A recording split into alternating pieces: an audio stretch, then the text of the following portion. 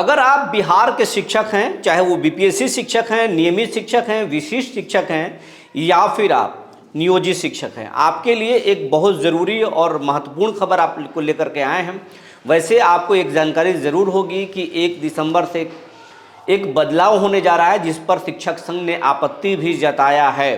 Timing को लेकर के, इन और आउट को लेकर के एक बड़ी अपडेट आया है, जिस पर शिक्षक संघ आपत्ति भी जता रहा है। लेकिन इससे भी इतर कई फरमान आने वाले हैं, कई फैसले होने वाले हैं, जो आपको परेशान भी करेगा और आपको फ़ायदा भी पहुंचाएंगे। आपको हम पूरी खबर विस्तार से बताएंगे, लेकिन इसके पहले नमस्कार, मैं हूं विपुल कुमार और आप देख रहे हैं सूर्य बिहार डिजिटल न्यूज़। अब हम बिहार के तमाम शिक्षक साथियों से, बच्चों से और बच्चों के अभिभावकों से और तमाम बिहार वासियों से विनम्र अपील कर रहे हैं कि आपका प्यार हमें खूब मिल रहा है। लाखों की संख्या में रोज़ाना हमें आप देख रहे हैं, लेकिन अभी भी ऐसे 65% लोग, थोड़ा कम हुआ है वो आंकड़ा, पहले 70% थे, लेकिन अभी भी 65% ऐसे लोग हैं जो खबरों को ज़रूर देख रहे हैं लेकिन चैनल को अब तक सब्सक्राइब नहीं किया। वैसे सभी लोगों से मेरा विनम्र अपील है कि चैनल को यूट्यूब पर सब्सक्राइब कर लें, बेल आइकन को दबा लें।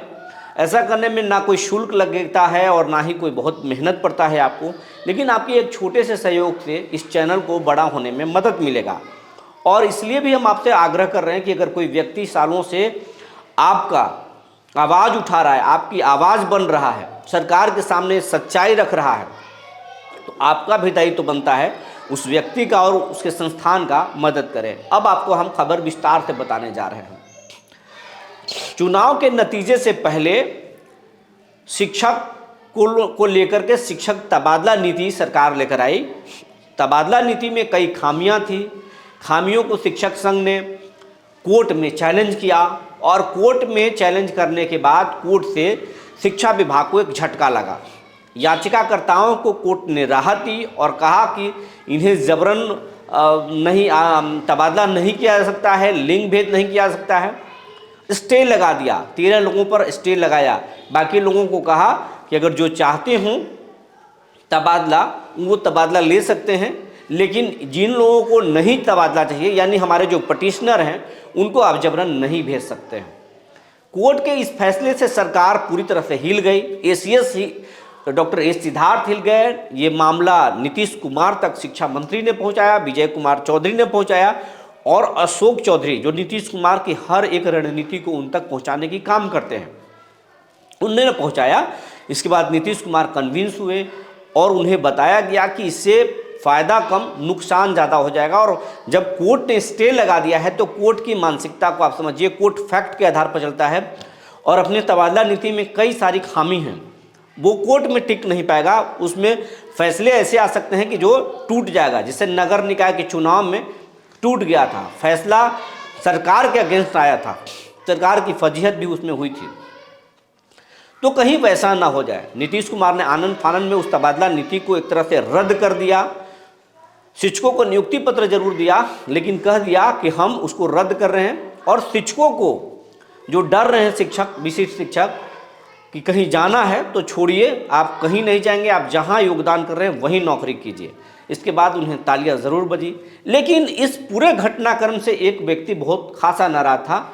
उनका नाम है शिक्षा विभाग की ACS doctor S Siddharth. Doctor S Siddharth ने माना था कि जब तक हम शिक्षकों को ट्रांसफ़र नहीं करेंगे तब तक हम बिहार में क्वालिटी एजुकेशन नहीं दे सकते हैं।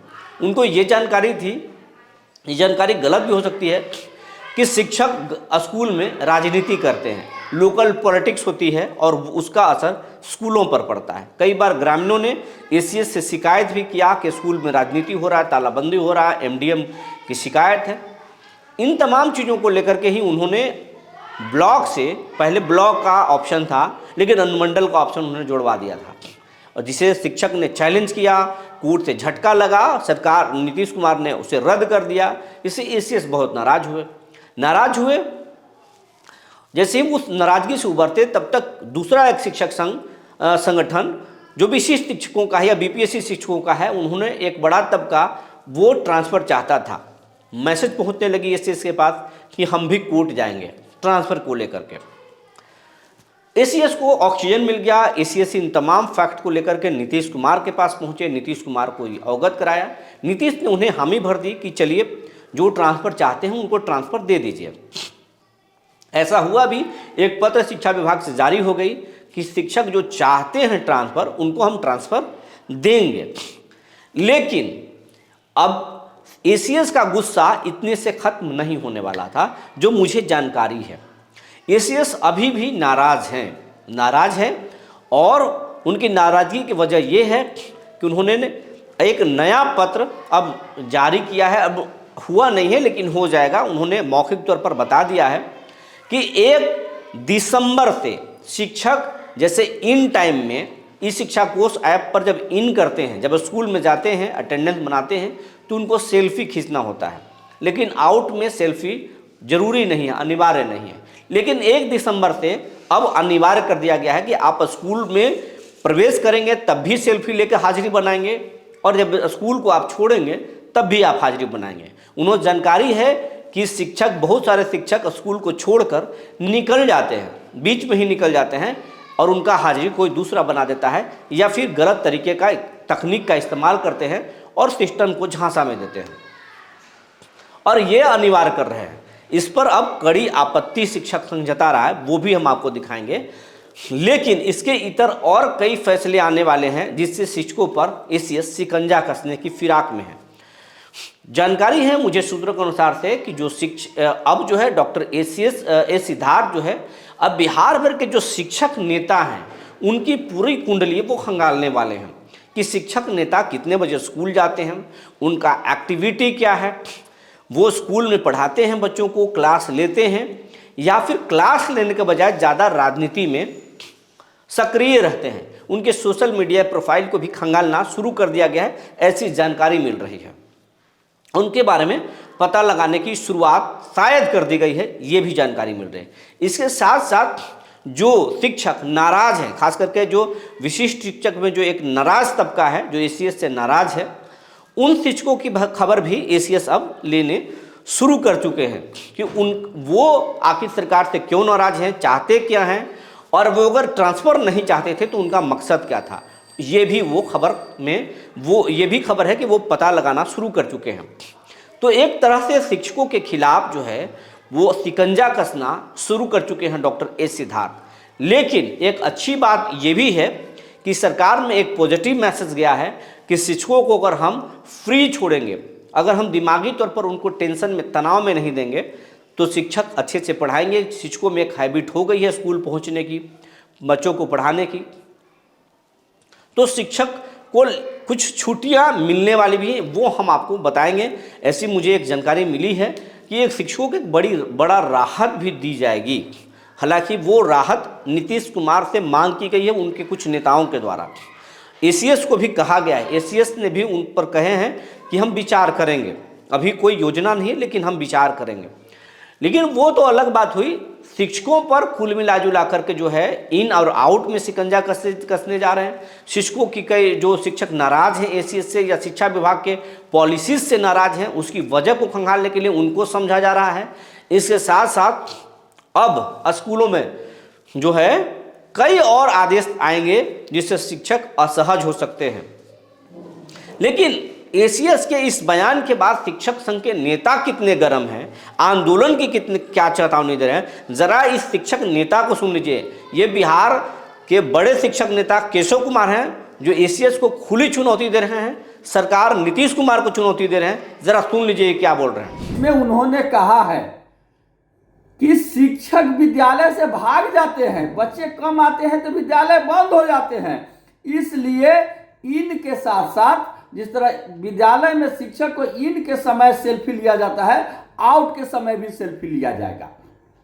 1 दिसंबर से मैं सरकार से कहना चाहता हूं कि हम शिक्षक भागने वाले नहीं हैं, हम शिक्षक चोर नहीं हैं, हम शिक्षक कामचोर नहीं हैं, हम शिक्षक दलाल नहीं हैं। आप सभी रूम में सीसीटीवी कैमरा लगाइए, जिस तरह इलेक्शन का मॉनिटरिंग होता है, अब पटना में बैठ के पूरे बिहार के सभी विद्यालय का मॉनिटरिंग कीजिए। लेकिन यह कहना कि शिक्षक भाग जाते हैं इसलिए हम उनका सेल्फी लेवाएंगे, यह शिक्षकों को गाली है, हमारी लाखों माताओं बहन को गाली है। या शिक्षकों के मुंह पर तमाचा है, या शिक्षकों को यह कहना है कि शिक्षक चोर है, शिक्षक कामचोर है, शिक्षक भगोड़ा है। और इतना बड़ा अपमान को भी हम चुपचाप सह जा रहे हैं, कुछ नहीं बोल पा रहे हैं। फिर हमारी जिंदगी से बेहतर तो मौत है।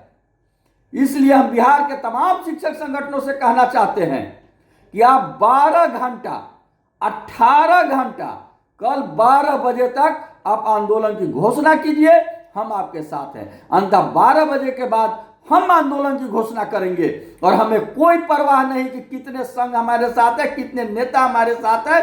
शिक्षक हमारे साथ हैं, शिक्षक हमारे साथ रहेंगे और हम जोरदार आंदोलन करेंगे।